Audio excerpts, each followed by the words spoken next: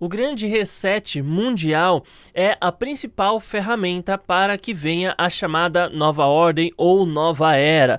E aos poucos a gente vê informações sendo disponibilizadas a respeito disso, escancaradas diante de nossa face. Então vamos comentar a respeito de mais um capítulo dessa nova ordem que está por vir, desse conjunto de iniciativas que visa mudar a cultura e toda a sociedade e faz isso a partir do epicentro, o dinheiro.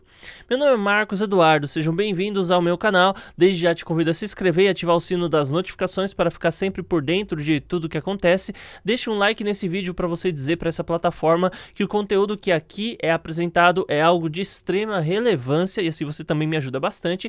E o primeiro link que estará na descrição é o da Binance, essa que é a maior corretora de criptomoedas do mundo, e ao utilizar meu link para cadastrar-se você terá um total de 15% de desconto em todas as taxas de trade, e ainda o segundo link é referente a um robô de operações que trabalha em várias corretoras, tá? Você quer uma oportunidade aí para ganhar dinheiro?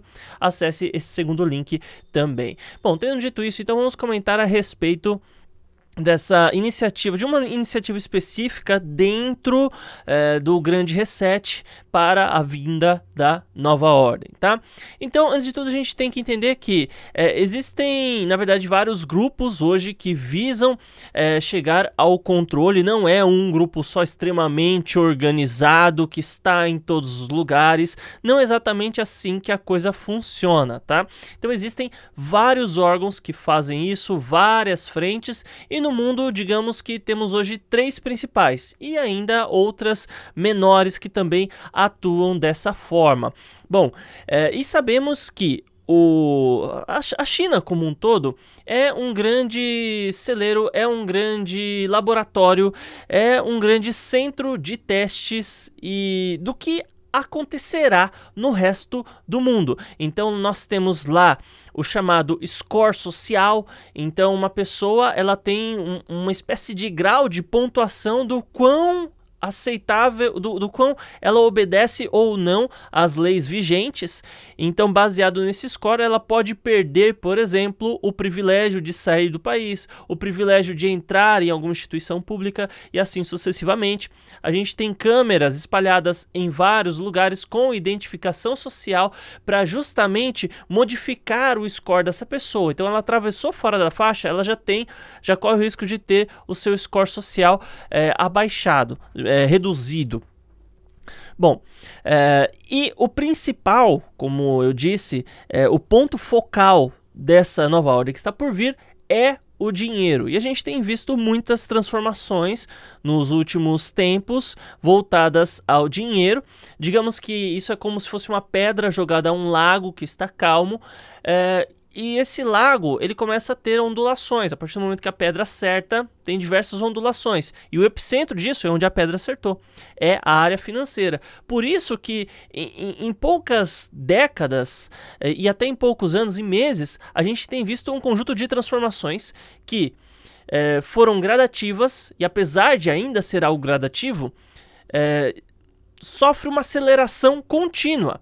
Então a gente viu desde a ideia de você ter um papel que representa uma reserva de valor, isso até 1970, você viu você deixar essa representação de valor que não representa valor nenhum, né? Então desde 1970 não existia mais o lastro do dólar e das outras moedas no mundo todo também, enfim, né? Isso devido a uma determinação do presidente Nixon. Então você começou a deixar esse dinheiro no banco e a partir disso você começou a ter cheque, cartão de débito, cartão de crédito. Você viu aqui no Brasil, por exemplo, o Pix, vieram as criptomoedas e as CBDCs estão por vir. A gente já tem a CBDC chinesa, a CBDC europeia em desenvolvimento, a CBDC norte-americana, inclusive o white paper da CBDC brasileira, ela já foi escrito em 2017, tá? Ou seja, já faz bastante tempo que existe o real digital, chamado real digital. Para que uma criptomoeda seja criptomoeda, ela é necessário que seja descentralizada, ou seja, não pode ter um órgão que emite, que controla ou que define. tem que ser algo 100% democrático, tá? Então, como as moedas do Estado, né, seja Brasil, Colômbia, China ou qualquer lugar, essas moedas, elas são emitidas e geridas pelo Estado, elas não são criptomoedas. Então, se tem aí o nome CBDC, tá? Que é o nome da moeda estatal, só que em versão digital, protegida por criptografia. E agora, a China decidiu falar a respeito um pouco mais, revelou algumas informações sobre a sua moeda. Tá? Então, um executivo do Banco Central Chinês, ele fez um pronunciamento.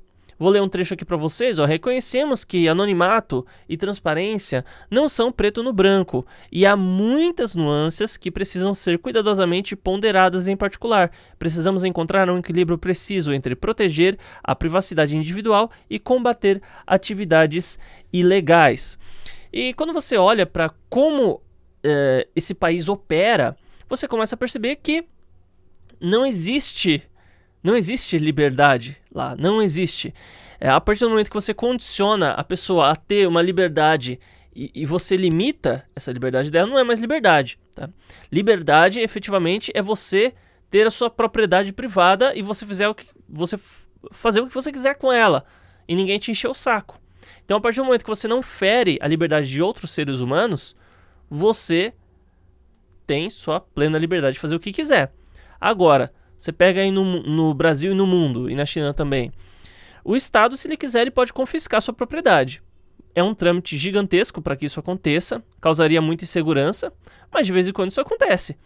De vez em quando, pessoas são realocadas ou tiradas de suas casas porque haverá uma construção do Estado.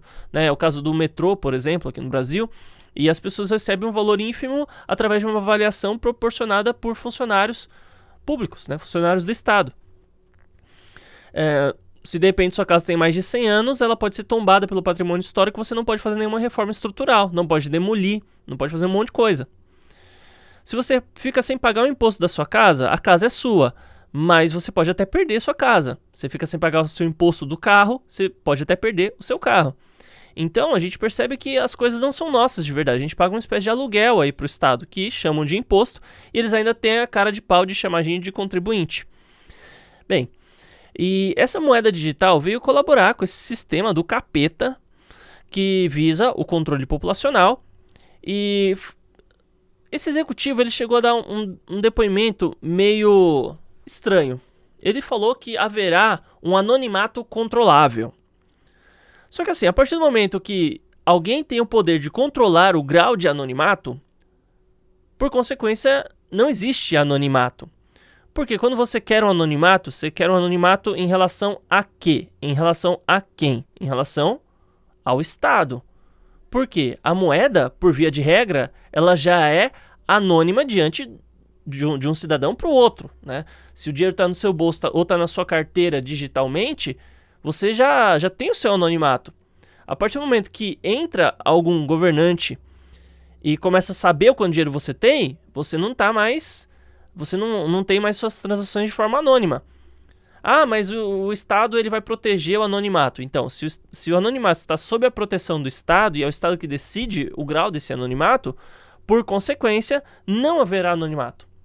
Então, o que a China declarou agora não é que haverá um anonimato controlado, é que não haverá anonimato nenhum. As pessoas estão nuas, as pessoas estão despidas diante do Estado. E a tendência no mundo todo é que as coisas sejam assim. Um exemplo disso é a questão do Pix. Hoje o Estado, sem o Pix, ele consegue ver quanto dinheiro você tem na conta, ele consegue bloquear o seu dinheiro e retirar o seu dinheiro da conta. Agora, diante de determinações jurídicas, ou seja, um juiz precisa autorizar. Então, para que haja essa autorização, precisa ter uma investigação, precisa ter provas que levem ao entendimento que você realizou alguma ação ilícita. Já para você ter uma ideia de como o Pix funciona juridicamente, o Estado, a partir do momento que você aceita usar o Pix, o Estado ele se reserva ao direito de bloquear, enxergar o seu saldo e até remover o dinheiro da sua conta, a partir do momento que você cede ao uso do Pix, e sem que haja um motivo plausível. Então, antes éramos inocentes até que alguém provasse o contrário. E diante do Estado, você pode ser culpado até que o Estado pense o contrário. Pura e simplesmente isso. Então agora, as CBDCs estão começando a entrar com mais força no Brasil, no mundo, na China. E esse será o novo padrão monetário. A gente já viu declaração aí do Banco Central, a gente já viu declaração aí de vários órgãos regulamentadores de vários países, não só aqui das terras tupiniquins, falando que haverá uma substituição.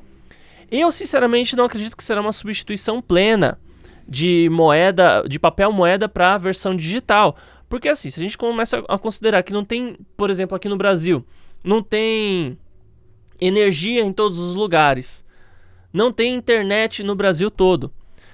Eu que moro aqui na capital, a primeira vez que eu fiquei sabendo desse tipo de coisa, né, que eu comecei a pesquisar a respeito disso, eu achei assim que, nossa, deve ser o louco lá do interior que não tem internet. Mas não ter internet é uma coisa extremamente comum aqui no Brasil. Você que mora na capital, ou em regiões metropolitanas, você não consegue nem se imaginar sem internet. Mas tem gente hoje que vive sem internet, tem gente hoje que vive inclusive sem saneamento básico, sem energia elétrica e sem muitas outras coisas. Então, como é que você vai falar para essas pessoas que ela não vai mais poder usar o dinheiro físico? Sem contar a quantidade de desbancarizados que existe por aí, pessoas que não têm conta bancária. Então, não tem como você tirar 100% o dinheiro dessa galera. Como que você vai fazer? Não faz sentido isso. Então eu penso que a versão impressa do dinheiro, ela será para o dinheiro digital, a CBDC, assim como o rádio para a televisão. Então muitas pessoas usam rádio, muitas pessoas têm e não usam, e a televisão é bem mais popular do que o rádio. Só que existem lugares que a televisão não chega e o rádio chega. Então nesses lugares o rádio é utilizado. Não faz sentido você ter uma televisão no carro porque você tem que dirigir, e se você tiver um estímulo visual, você pode perder a atenção do momento que você está dirigindo. Então é muito perigoso. Já um rádio, não. Então, estamos diante aí do grande reset mundial. Tá certo, pessoal? Muito obrigado por ter assistido e até mais.